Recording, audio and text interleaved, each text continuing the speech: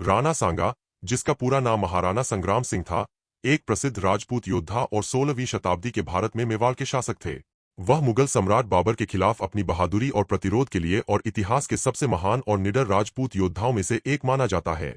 राणा सांगा को सिसोदिया राजपूतों द्वारा प्रबंधित मेवाड़ के दायरे में 1482 सी में संग्राम सिंह के रूप में दुनिया के सामने आए। वह राणा रिमल का बेटा था। राणा सांगा एक युवा लड़का था जब वह सेना में गया और युद्ध के मैदान के लिए कौशल सीखा।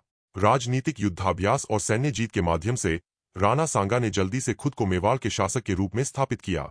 खानवा की लड़ाई में हालांकि उन्हें बाबर के खिलाफ हार का सामना करना पड़ा, लेकिन शक्तिशाली मुगल साम्राज्य का सामना करने में उनका साहस कई लोगों द्वारा प्रशंसा की जाती है। यह लड़ाई भारतीय इतिहास में एक महत्वपूर्ण घटना है। लड़ाई में गंभीर चोटों से पीड़ित होने के बावजूद राणा सांगा ने अपनी सेना को सामने से नेतृत्व करना जारी रखा।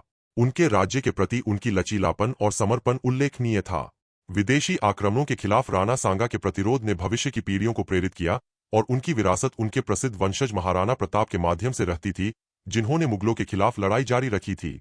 उन्होंने राजपूत परंपराओं और मूल्यों को बरकरार रखा, जो शिष्टता, सम्मान और कर्तव्य की एक मजबूत भावना की विशेषता थी। अपने समय के कई राजपूत शासकों की तरह राणा सांगा की कई पत्नियां थीं।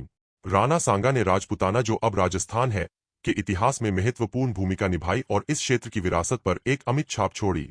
उनका जीवन और लड़ाई भारत में ऐतिहासिक अनुसंधान, साहित्य और प्रशंसा का विषय बनी हुई है।